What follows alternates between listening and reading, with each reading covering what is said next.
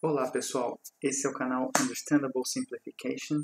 Meu nome é Rafael Basílio. Se você gostar desse vídeo, deixe um like, compartilhe e se inscreva no canal. Vamos lá pessoal!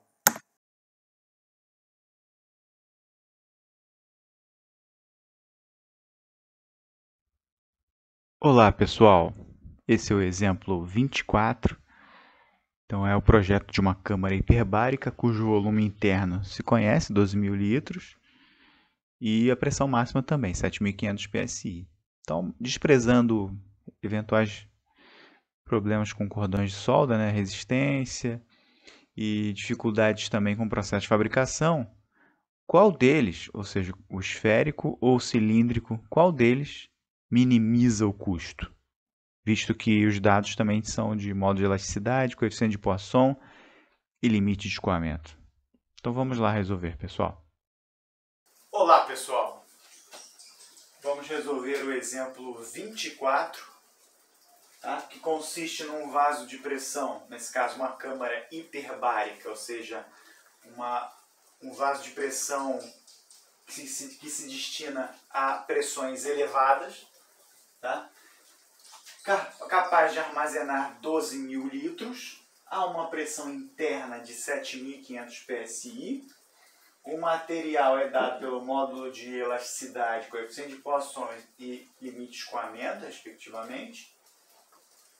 O objetivo é minimizar o custo. E a pergunta é, ele deve ser esférico ou cilindro com vistas a minimizar o custo? Então nós estamos entendendo aqui a minimização do custo como sendo a minimização do quê? Da massa. Como sendo o quê? A minimização do volume. Tá? Só para deixar bem claro.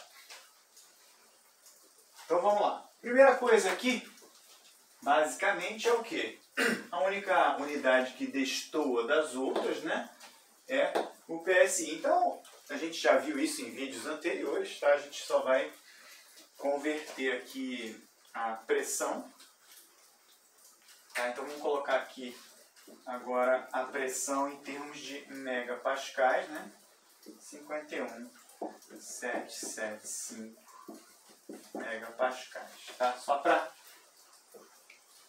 deixar tudo nas unidades, que a gente tem no SI, por exemplo, ou variações das principais do SI. Tá? Então a gente tem aqui tudo pronto agora. Então a primeira coisa, vamos separar aqui. Então a gente tem aqui, por exemplo, para o esférico, o que nós temos para o esférico?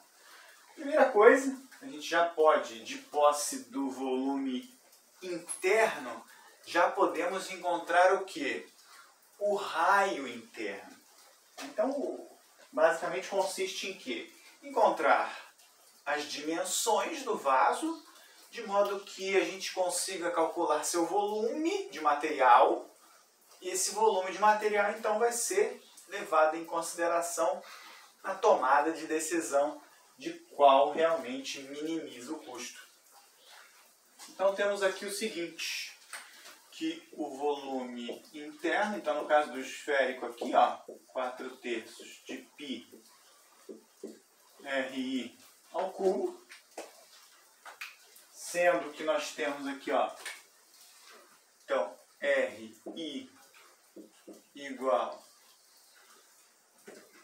raiz cúbica de 3, já vou até colocar VI em termos de metros cúbicos. Então, vezes 12 dividido por 4 π, então raiz cúbica desse valor, obtendo assim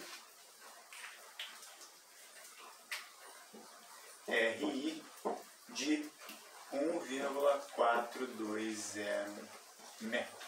Ou seja, descobrimos aqui o raio interno do vaso esférico, De modo que agora falta descobrir o quê? Somente a espessura, visto que raio interno e espessura já determinam também o raio externo.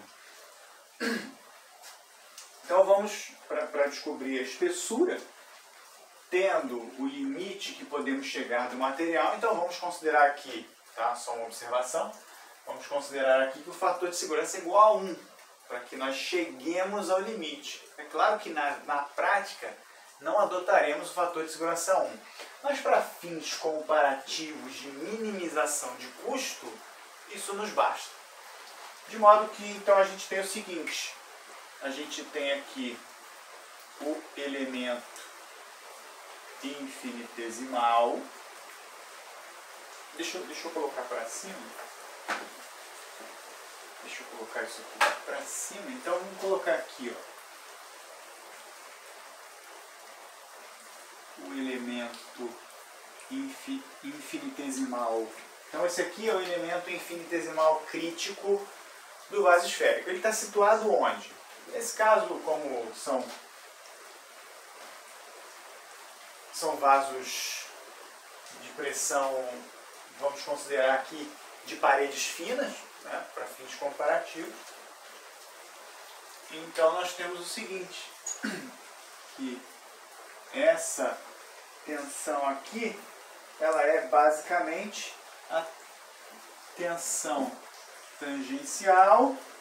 Essa outra aqui é a tensão axial.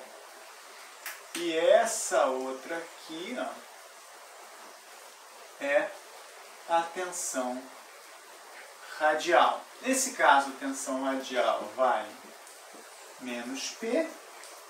A tensão tangencial vale P di ao quadrado 4T di mais T, né? Só conferindo aqui para ver se é isso mesmo, isso aí. E no caso axial, para o esférico é igual a tangencial. De modo que a gente também tem P di ao quadrado 4T di mais T. Tá? Então a gente tem esse elemento infinitesimal crítico para o vaso esférico. Então, a gente ainda não aprendeu isso, é claro, os chamados critérios de resistência, mas quando houver o lançamento desse vídeo, também vai haver o lançamento do vídeo de critérios de resistência, de modo que a gente, enfim, vai ter o conhecimento, sim, em paralelo. Então, a gente tem o seguinte, pelo critério de resistência de von Mises, por exemplo, para adotar aqui o de von Mises, a gente tem, então, o seguinte, que o fator de segurança é a sigma octaédrica sobre o limite de escoamento sobre sigma octaédrica, que é a tensão correspondente ao estado de tensão aqui, tá? De modo que sigma octaédrica ela é dada pelo seguinte, 1 sobre raiz de 2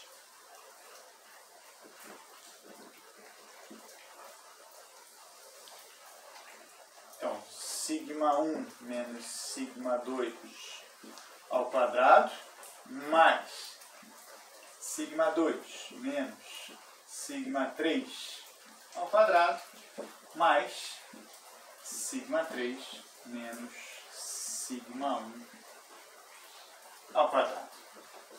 Tá? Então a gente tem aqui a expressão para sigma octaédrica, que vai servir como demanda, né, na expressão do fator de segurança. SY, então, limite de escoamento é a capacidade. De modo que, então, a gente tem o seguinte.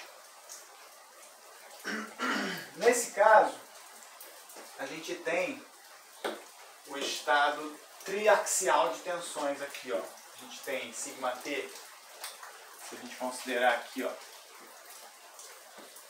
X, se considerarmos aqui Y.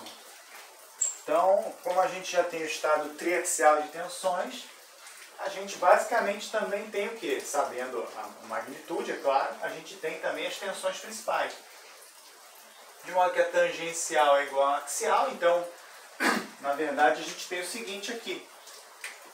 A gente tem que isso aqui é sigma 1. A axial vale sigma 2. E a radial vale sigma 3. De modo que nesse caso particular, nós temos sigma 1 igual a sigma 2, que é maior que sigma 3. Tá? Então a gente tem o seguinte aqui, né? Vamos jogar para cá agora. Então a gente tem, ó, sigma octaédrica é igual a 1 sobre raiz de 2. Quando a gente faz aqui, ó, sigma 1 menos sigma 2, 0. Então, vamos colocar aqui, ó. Então, 0 ao quadrado, tá? Sigma 2 menos sigma 3. Então, mais P di ao quadrado 4t di mais t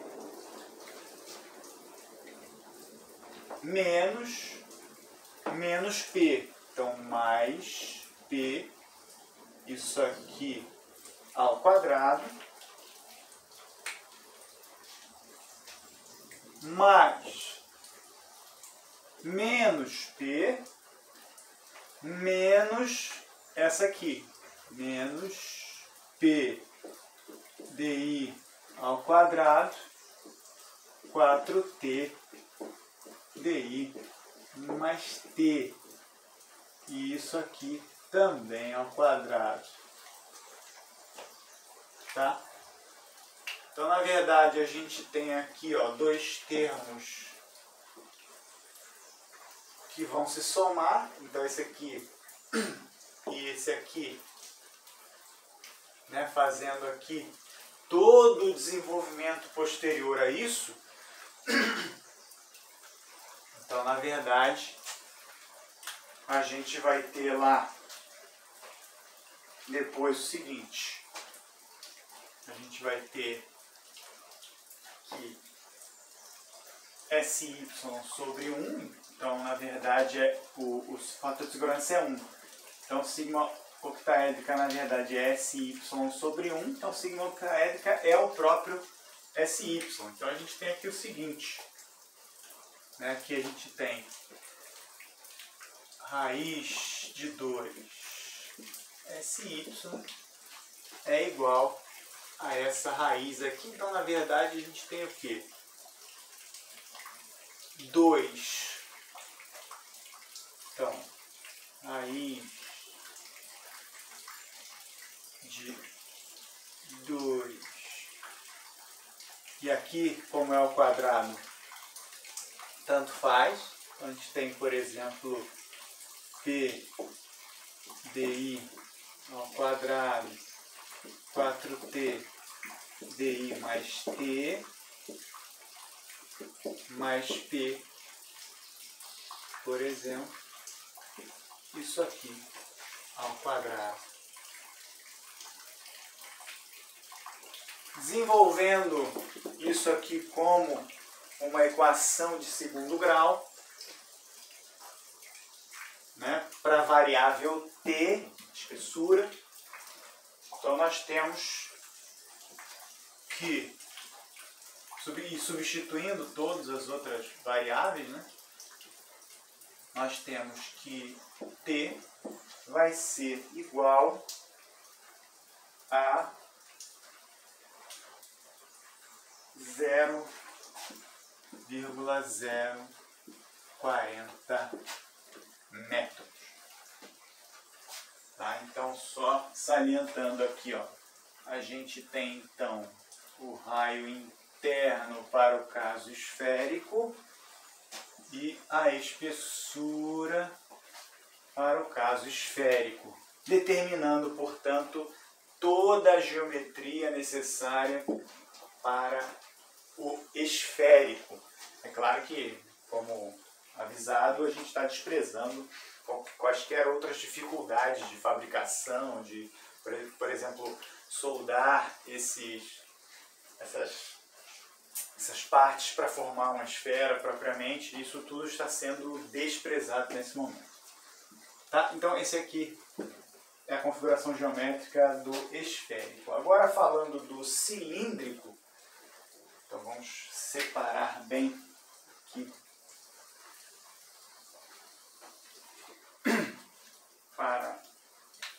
Para o cilíndrico, nós temos o seguinte. Então, cilíndrico aqui, ó.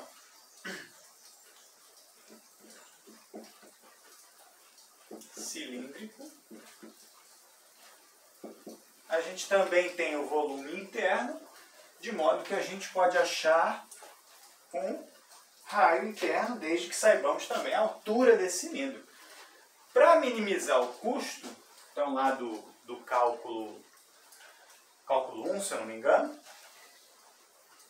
a gente estudou uma vez que essa altura desse cilindro ela deveria ser igual ao quê? Igual ao diâmetro, de modo que minimizássemos o uso de material, que é o nosso caso aqui.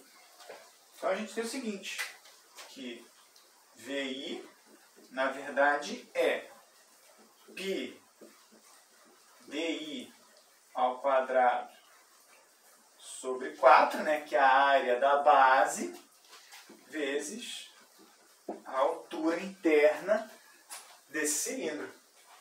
Se a gente considerar isso que eu acabei de dizer, né, que a altura interna é igual ao diâmetro interno, então nós temos o seguinte, que VI é π DI ao cubo sobre 4.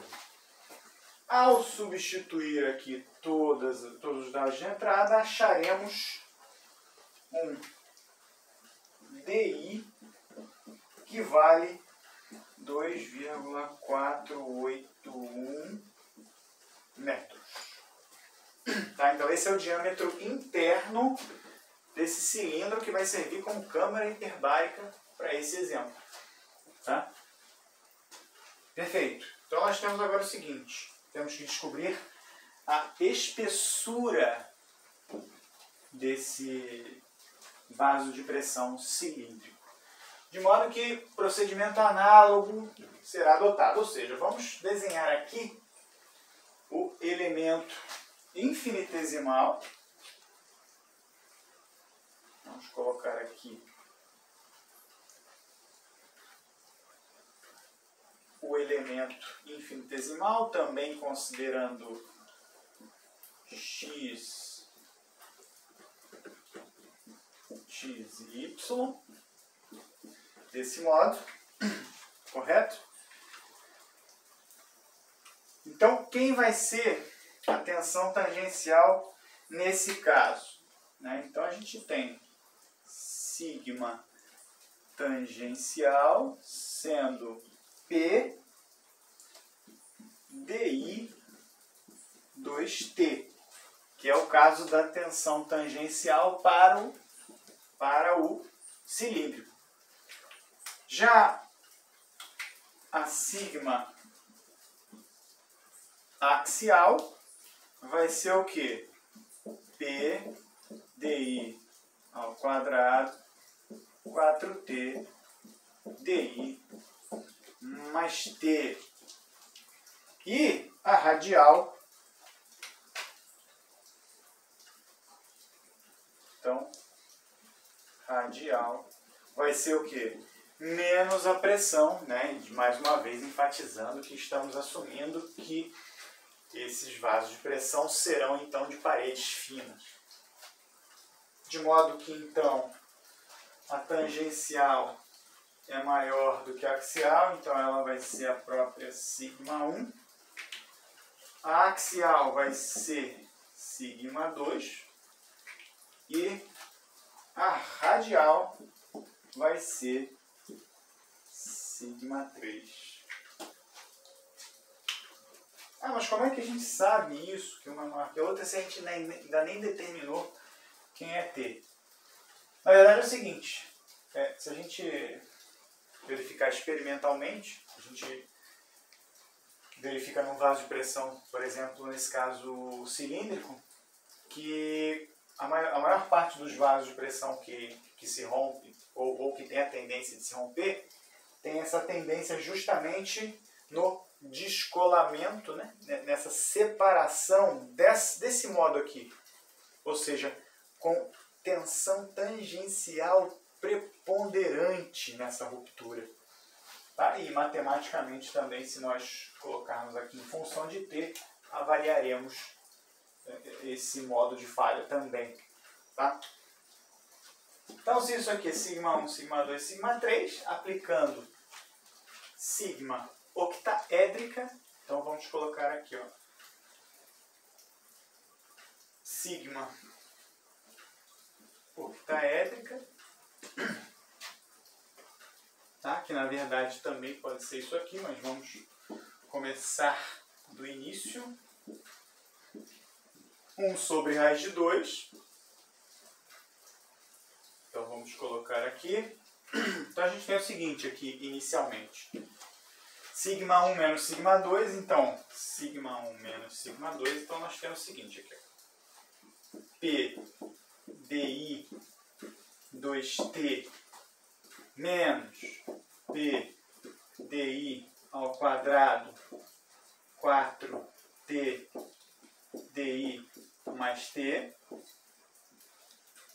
Tá? Isso aqui ao quadrado.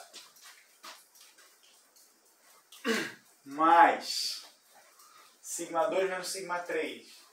Isso aqui menos isso. Então, mais P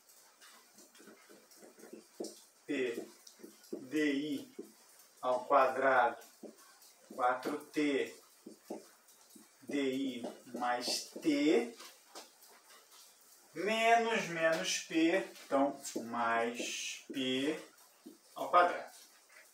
E também temos o que? Sigma 3 menos sigma 1. Então, sigma 3, ou seja, menos p menos p menos p di 2t ao quadrado. Certo? Então nós estamos diante aqui. E aí sigma octaédrica, nesse caso, como fator de segurança é 1, é igual ao próprio limite de escoamento. Manipulando tudo isso, e isso não é tão simples assim, tá? Exige diversos passos. Manipulando tudo isso aqui, portanto, a gente vai obter aqui uma espessura de basicamente 0,085 metros. Então obtivemos aqui a espessura para o vaso cilíndrico aliada aqui ao diâmetro interno desse vaso de pressão cilíndrica, essa câmara hiperbárica. Tá? Então, chegar daqui até aqui não é tão simples assim, entretanto é mais laborioso até do que difícil, tá? Mas é possível chegar. Tá? Então é o seguinte, agora vamos descobrir qual é realmente o que minimiza o custo, tá? Por meio do cálculo do material despendido em cada um. Tá? Então, se a gente separar aqui, ó, vamos separar aqui. Então, para o esférico,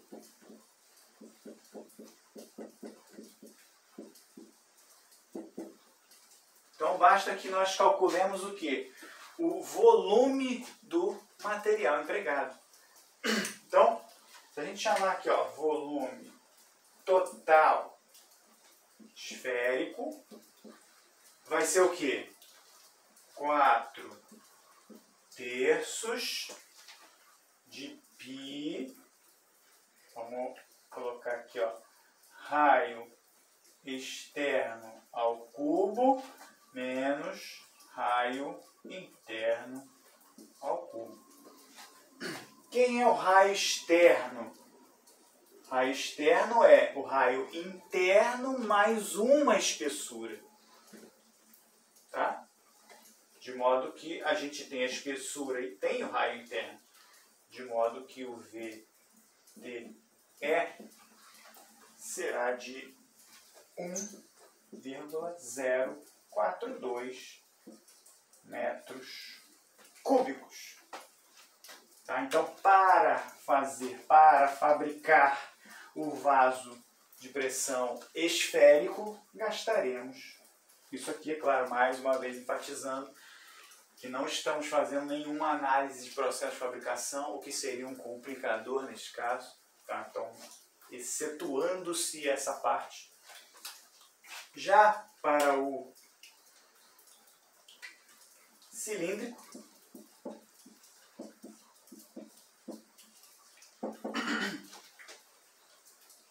então, por exemplo, adotando um design parecido com isso, né? Então imagina que a gente tem aqui a parede lateral do vaso, que é ligada